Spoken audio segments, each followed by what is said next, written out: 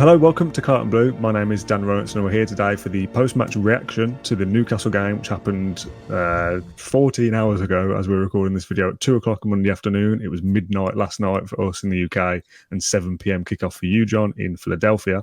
How are you? How's things? Did you enjoy it? Yeah, is that right? 14 hours ago. It feels like 5 hours ago. I really enjoyed it, actually. Really good game. Played at really good tempo. And the stadium was really cool. 67,000, 40,000 in attendance. So there was quite a lot of empty seats, but the atmosphere was still really good. Yeah, it was a really enjoyable experience. It's quite a vast difference, really. To the last post-match show we did was the Warsaw game. It was very much like two sides, loads of kids, nothing really happened. Let's just kind of get through it. But it was an interesting game. There was a lot going on, lots of kind of talking points, and we're going to go through those this afternoon in 20 minutes or so. I know you've got to check out of your hotel and get a flight to Orlando. It's all go, isn't it? This pre-season tour for you. I know you've barely slept. You were sending work like messages into our group chat and work back for us to process at like 7:30 a.m. here at our time. So that was what, 2:30 in the morning, 3 in the morning. Like, you've got to get some sleep as well. You've got to keep, look after yourself. Yeah. Got my Gatorade, it's all good. But while you mentioned that, we had a comment come through on a couple actually on the last one we did, the USA chat from a few days ago, saying we need like regular updates from John from like the lifestyle side of things as well. So how's the food going? How's your wallet going? You still annoyed about that? Yeah, I've got a receipt here. Gatorade, muffins, croissant, and chicken, which was $15. And that's the chicken. Oh, it's a box. Like, God, that looks sad, doesn't it? I love that at the airport. So looking forward to that. Yeah, it's crazy expensive out there, seriously. And then I'm going to Orlando. This is Philadelphia, going to Orlando, and I don't expect it to be any cheaper out there. So let's talk about Newcastle then. Let's get into the game and some of the talking points from it. A 3-3 draw, a thriller with the Villa in Philadelphia. Villadelphia, I've seen people calling it, by the way, on social media for the kind of Aston Villa takeover. Some great clips being sent back from you and other fans as well. So it looks a really, really good atmosphere over there. Yeah. So many passionate fans, like we said on the last catch-up we did. When we lose a pre-season game, we say, oh, it's only pre-season. If we draw or win, you still have to caveat it with it's only pre-season. But, it has thrown up a couple of interesting points. Before we get into those, what was your kind of overall reaction to the game? Yeah, I felt really positive about it, actually. On the face of it, 3-3 probably sounds like a game that was very open, which it was, but also a game that Villa didn't control or they made a lot of mistakes in. But apart from a couple of the goals that we did concede, I thought we actually played very well. We were full value for the 2-0 after 11 minutes before the water break, which came on the 25th minute, I think, or the 23rd minute. We could have been 4-0 up, like we were carving Newcastle wide open. Asked Eddie Howe after the game about that water break. That was a key turning point, because then minutes after that, Newcastle scored their equaliser, which was a bit of a sloppy goal from Villa. It was literally a ball over the top or around Villa's defence, really, and a late run from Elliot Anderson. So a sort of goal that Villa haven't conceded really under Emery. And again, spoke to Emery after the game, and that was basically one of the key mistakes that he thought Villa made. Was, yes, they played the high line, but a couple of times they did get caught out. But yeah, that water break was key, because Villa could have been 3 or 4 up when McGinn was running riot. It's basically Villa were playing a system where Philogene would be playing very wide on the right, which allowed McGinn to occupy space more centrally right next to Watkins, because Paul Dummett, who I'm surprised was starting or even playing for Newcastle anymore, he was being dragged out to Philogene, so there's a big hole there, and then Townley has to run backwards, which he didn't want to do. It worked really well in terms of a system for Villa, especially in the first 25, and then Howe changed there slightly and sort of mitigated what Villa were doing. Yeah, really enjoyable game. It's a shame Villa couldn't win, but ultimately it doesn't matter. I was more just very happy that Villa have got a proper run out there. Like, it was... Yeah. You could tell that they put a lot into it, that's exactly what you need from these games. If we lost 3-0 and that was still the game, and we didn't take our chances, for example, I'd still be happy with it, because that's what we need. We've said that before about the way we play with the high line. You are going to get caught out from time to time, and you are going to make mistakes in pre-season because players are rusty. For a lot of these players that played yesterday or last night for us, it was their first game back, wasn't it? Like Martinez and the internationals that have come back. So you're going to expect some mistakes here and there. And like you said, ultimately, it doesn't really matter. I just find it so interesting to watch, even in a pre-season game.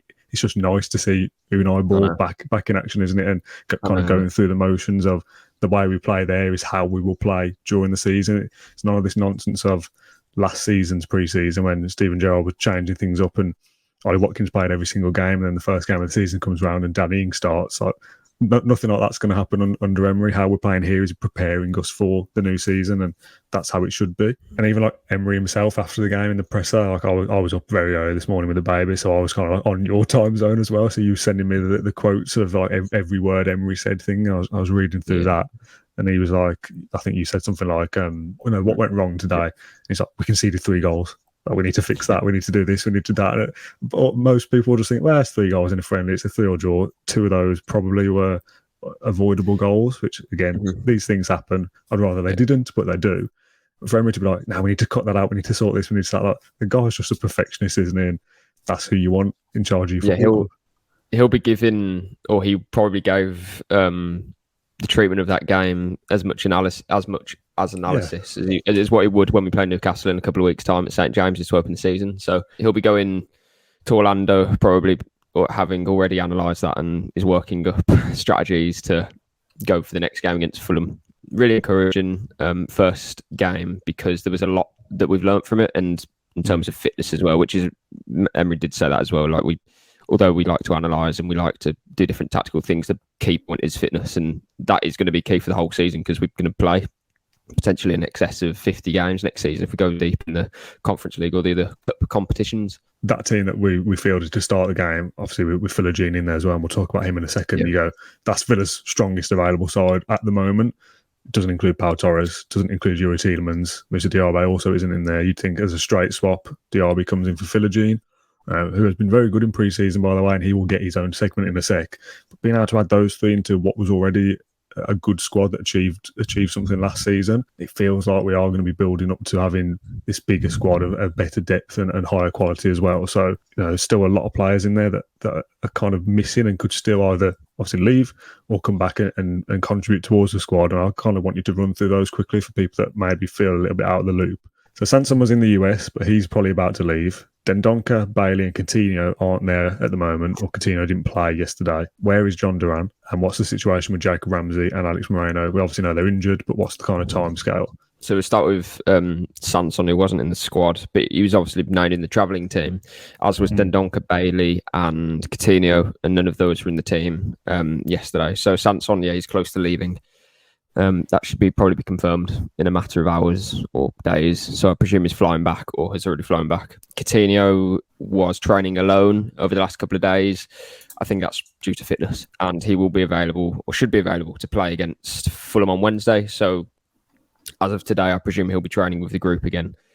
Dendoncker was missing from the squad, even though he was named in the travelling team, because he's just become a father, so he's at home in Birmingham. So Leon Bailey was playing for Jamaica in the Gold Cup only a couple of weeks ago, so he was kind of given a bit of an extended break, so he didn't travel with the squad straight away. He will link up with the team on Thursday, so links up on Thursday, then he has Friday, Saturday, and then the game's on Sunday. So still worthwhile, I think, to come over. It sounds late in the day sort of thing in terms of the US tour, but that's only the morning after the Fulham game. So John Duran's fitness again. He had an injury over pre-season and he won't be coming to the USA, but Emery hopes that once Villa have returned to Bodymore, then he'll be fit enough to train with the group again. So that's Duran's availability, and I think that's most of those guys. And then the obvious ones that we know about, Alex Moreno and Jacob Ramsey. So Moreno, Emery says that it will be the closest point of return will be mid-August, but most likely possibly the start of September, maybe after the international break. He's kind of pinpointing after the international break. I think it's Palace at home. I think Jacob Ramsey and Alex Moreno should both be available for that one, and Bertrand Traore as well, who we forget sometimes. He wasn't named in the travelling squad because he got an injury over the international break as well. He will be back in about 3 weeks, mid-August time. So maybe just after the season starts, he might miss the first game. Yeah, I think that's it. On John Townley's injury update, players missing update, where are they? It's a bit like Where's Wally, isn't it, moment with some of these players? It's a massive list, and we've talked about this before. There's going to be players that leave Aston Villa this summer that you kind of, I said ages ago, I think that, when Sky Sports are like their ins and outs, there might be 10 outs on the Villa side of things, but I don't think many of them will have contributed many match minutes last season. Courtney Hawes, Keenan Davis, Morgan Sanson, people like that. Nakamba's obviously already gone to Luton. It's not like we're losing 3 or 4 players that were featuring last season we need to replace. These are players that have to go for the sake of squad size, their own career, FFP, if we dare mention it, and just kind of keeping the squad neat and tidy and get rid of some of those guys, maybe bring another couple in, that kind of thing. I'm saying we need to sell to buy, just, you've got to kind of manage your squad, haven't you, when you've got a lot of players that basically aren't contributing. Back to the game, Emi Buendia is probably the standout for me. I think he was given the man of the match on Sky after the game. 2 goals and an assist. Besides that, though, I wanted to kind of find some stats of him if I could, but I don't think any of the stats are just cover pre-season, sadly. Yeah. But he had a very good game. And I said this to you before we started. I don't know whether I'm just imagining it. You were there, so I'm hoping that you can maybe see things slightly differently. And if anyone else agrees with me, do let us know in the comments. He seemed bigger to me, like stronger. Not like he's put weight on over the summer kind of thing, but like he's been in the gym and he looks more physical, more ready. Buendia absolutely bodies Townley. Welcome to the Premier League. Yeah. Brackets summer series for Townley. And plays the ball through to Watkins. But the way he runs with the ball, he just seemed more like, I don't know, more like solid. I can't really describe it. Is that the way you feel, or were you so busy doing other things that you didn't really notice? The second bit too, yeah.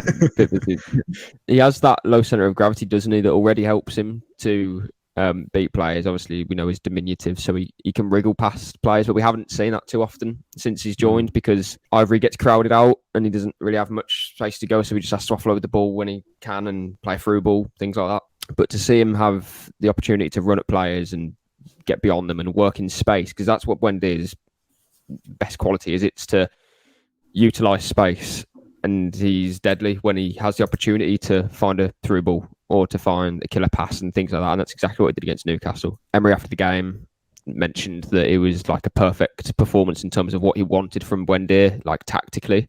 He wanted him to pick up those dangerous positions or pockets between the midfield and defence, that those, between those lines, and he did that really well. The Townley goal, the Ollie Watkins goal when he brushed past Townley, that's your case in point, isn't it, Dan? It's beating a player, it's using his power, because he comes across as he is strong for a player of his size, and you get that with South American players sometimes, like a bit like a bulldog sort of. That was a really good goal.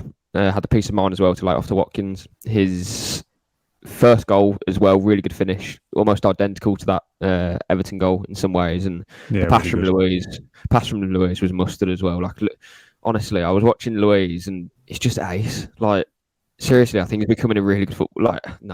He was a good footballer before, but like a seriously top midfielder under Emery. Yeah. I can see that happening. Like, I know it's only pre-season, but just some of the touches he was taking, and I don't know if it's me being stupid, but when you watch him live, you just have a better appreciation for the touches that he makes. Was he starting Bruno Guimaraes? I believe he was, but I didn't notice him. There was a much better Brazilian in midfield, and it was Luis. I know we're talking about Buendia, but just a shout out to Luis, because I thought he was excellent. And again, it's only pre-season, but he just oozes class at the moment, and he seems to be going to another level again. And again, it's only based off Warsaw on last week and then today, but he's definitely got levels that you can go to still, and he's only 25. It's ridiculous. Quite scary, really. Talk to me about Philogene a little bit. Also had a very good pre-season so far, and again, he's one that has definitely kind of developed physically in the last 12 months or so. He looks quite a unit now, I think. Had a really good spell last year out on loan at Cardiff as well. I think they'd like him back if they could. I'm not sure whether that will happen or not.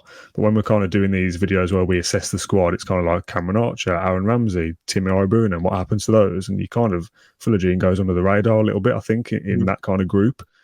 He looks like one that actually might be able to possibly stick around and do a job. Now, obviously, the signing of Moussa Diaby playing in similar positions at least makes you think, well, he's probably not going to get a look in. Buendia, Bailey, Diaby, Traore possibly. Philogene is obviously the youngest, so he's down low on the pecking order, isn't he? That's just natural.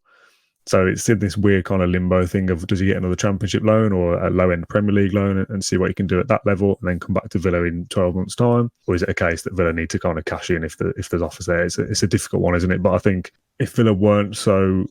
Again, I think we've talked about this before, that if Villa were 15th, 14th, and that was their level, they're always going to be in that bottom kind of section of the Premier League. You could probably blood these youngsters through because you're not competing at the likes of signing somebody like Diaby.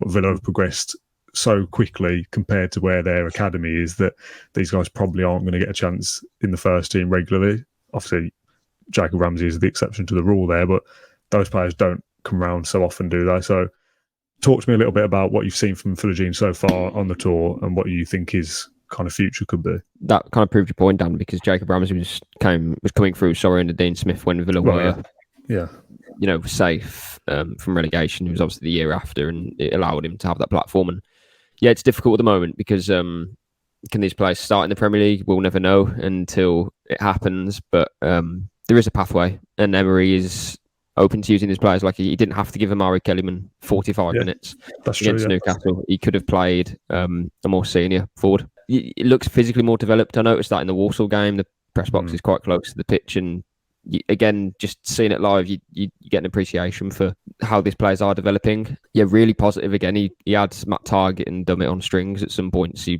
think he flip-flopped Target, like nutmegged him, didn't get the ball on the other side because I think he was fouled, to be honest. But the ref didn't give it. But yeah, really encouraging.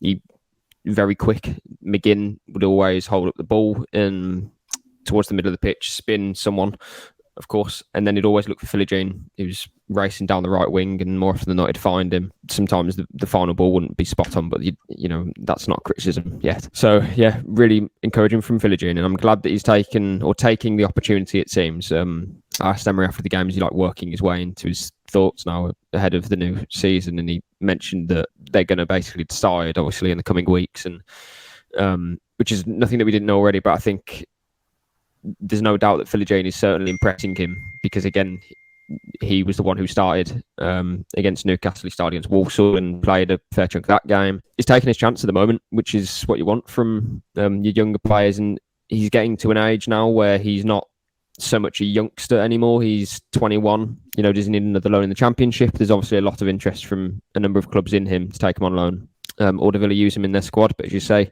Bertrand Traore, Villa have at the moment. What's going to happen with him, I'm not too sure, but Emery did say he expects him to be back in mid-August. So Diaby's there, Buendia's there, Bailey's there, of course. So there's a lot of volume in that department. Again, he's playing the game and he's taking the opportunity, so fair play to him. Talk to me a little bit about Torres and Tielemans. Then both come on in the second half. Torres played the second half in its entirety. Tielemans came on 60th minute, something like that, off the top of my head. Mark, yeah.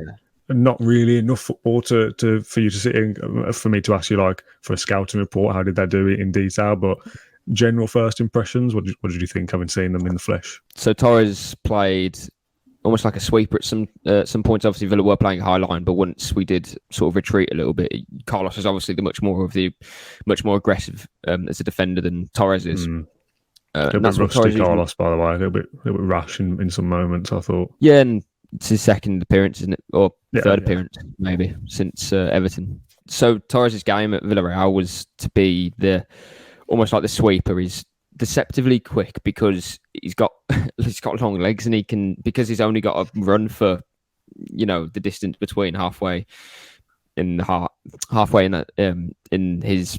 Sorry, because he's only got to run halfway. Do you know what I'm trying to say? He hasn't got a long. He's kind of covering short distances. Yes, exactly. So he can make up those yards with his long legs. Torres would sweep around. When he played for Spain as well, and he played with Sergio Ramos, that was the same dynamic. So he's a very intelligent player, and I think it's one of those where I'd watch him build it from the back, and there's almost not much to say about it, but that's a good thing because at no point was there any rush, at no point was there any sloppy passing. And by the way, I thought Tyrone Mings did it exceptionally well as well in the first half, very cool and composed. But likewise, Torres, there was just nothing to talk about, which is in him building from the back. But that's what you want. You don't want to be. If that's the case, then Villa have built up well. Tielemans as well. A couple of moments where you just thought, well, that's quality in terms of taking the ball, receiving it. Similar to Luis.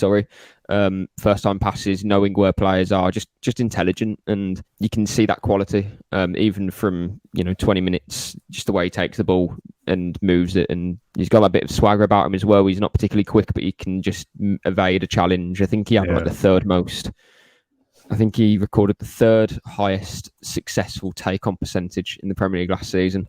And he did that a couple of times, just wriggling past a player and somehow winning a free kick. He's got that about him. Again, not too much to write home about him over the coming weeks. We'll know more about these players, but certainly two top additions. Yeah, we could go on and on here all afternoon. I think Ollie Watkins scoring back-to-back games. It's nice to see Mark Kellyman coming on and looking really nice as well. It's his shot, wasn't it, for Buendia's second goal to tap in that the keeper saved really, onto the post. Looked really lively. Really positive from Amari Kellyman against Walsall. It was the same. He was trying things. Not everything would come off, but he was trying it. So he was confident, which is great for his age. Yeah, he played the full 45. Sorry, the full second half. Played in that role, sort of off the striker where McGinn was playing, and had some really good touches. He impacted the game straight away, picking up the ball, playing it to Philogene. Philogene plays it back to him. He hits the post from a really good save, actually, by Dubravka. So I'm sure he'd be a bit frustrated he didn't get his goal. And Buendia tapped in. But then moments later, in the second half, when it was 3-3, because Newcastle equalised pretty quickly after Villa scored their third, the ball comes to Kellyman and he takes a fantastic first touch to even give himself the opportunity to run in on goal, and he couldn't quite finish past Dubravka, and then the rebound came to him, and he probably had a million things running through his head, and I think he took it past him again, but the finish was a bit too weak, so he got cleared off the line. But he would have been gutted about that, because waking up this morning, you could have had your name on a score sheet of a summer series game. It's what we all want, isn't it? And I spoke to Emery after the game. Obviously, he looked like he really enjoyed himself. And he mentioned that he was brilliant, some of the touches he was doing. Yeah, the way that he handled the ball, I think, was really impressive. I wish I pushed Emery to ask about, like, tactically, did he kind of get your ideas? Because if he was doing that at the age of 17 and he's fitting in already to his system and things like that, we know Amari Kellyman is not going to be playing 20 Premier League games next season, but it's just having that capability to adapt to those systems. And if he's understanding Emery's methods at his age, a year after leaving school, that's the sign of an exceptional player. Even though he's got the quality on the pitch, but it's all for Emery. Half the job is fulfilling his demands in terms of tactics. So that's an interesting one, which I might ask him tomorrow. So when we spoke and did our first pre-season catch-up then in the US, when was that? Sunday afternoon, whenever it was? Saturday afternoon. We were kind of saying, like, the tour's not really kicked off yet. There's a few Villa fans around, but nothing's really kind of happening at the moment because we've not even played a game. So we have played a game now. You've been to one, nice stadium. You spoke to Emery twice before the game and after it. You've done an interview with somebody that we can't really talk about yet, but that should hopefully be coming soon. And you've seen loads of Villa fans there as well and sent some great footage back for us to use on our socials and stuff. So things have kicked off now. So I've got two questions to end. Are you enjoying it? Like, are you having fun over there? Because I know you're working really hard. It's really like long days that you're doing. Like, I can tell doing this, and I'm sure people watching can tell that you're tired. I'm trying to around. You're like trying to get your points out and stuff. No, you're offering great value to the podcast, but I can tell you if you're up late, you've been up early, and we all appreciate the stuff you're putting in. I know it's difficult. You're out there on your own, effectively. You're living off roast chicken out of a tub and croissants. Like, it's not the best way to live. But you're a young man. I just wanted to check in that you're okay and you're enjoying things. Yeah, it's not particularly glamorous at some points. Yeah, really enjoying it. Just from a professional point of view, really. Getting to go to these stadiums and trying to find your way to the press box in a massive stadium. Again, it's like obviously a privilege to cover Villa, and you get some fans come up to you and say thanks for all the work you're putting in and things like that. But it's like, at no point is this a chore at all. Like, I'm just following Villa around America. Like, there's no it's not hard. It's not hard work. It's hard work, but it's not work for me. It's like you completely. As I say, it's a privilege to do it. So, and I'm sure there's a million people who'd like to do the job that I've been doing over the last few days. So, yeah, long may it continue. And meeting fans and stuff. You got people from Canada, Texas. This is just yesterday. Other places in America, Boston, like all over.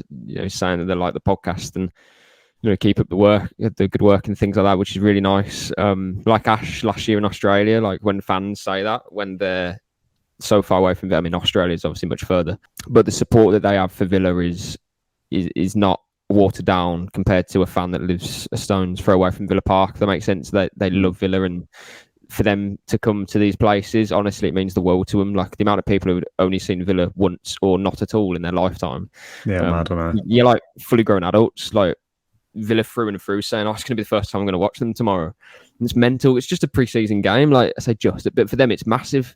And also, these are the guys that we're not used in the UK to staying up till midnight or getting up at 5 a.m. to watch a game, whatever it is. The people that support Villa from afar, I don't like the questioning of you've got to have been to the stadium to be a proper fan, or you've got to have a B something postcode to be respected in the area from rival fans. Or if you don't live in the city, blah, blah, blah, all that.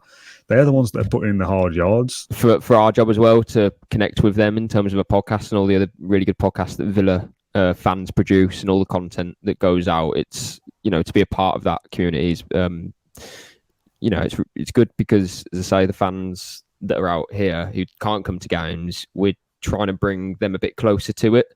Again, it's not the same as them watching Villa every weekend, but if we can help do that, then that's job done, really. And that would be a nice place to end. But the last thing I wanted to ask is about what's next. So when are you travelling and where to? Okay. When's the next game? Like we all know, it's Wednesday night, I think, for us. Wednesday night.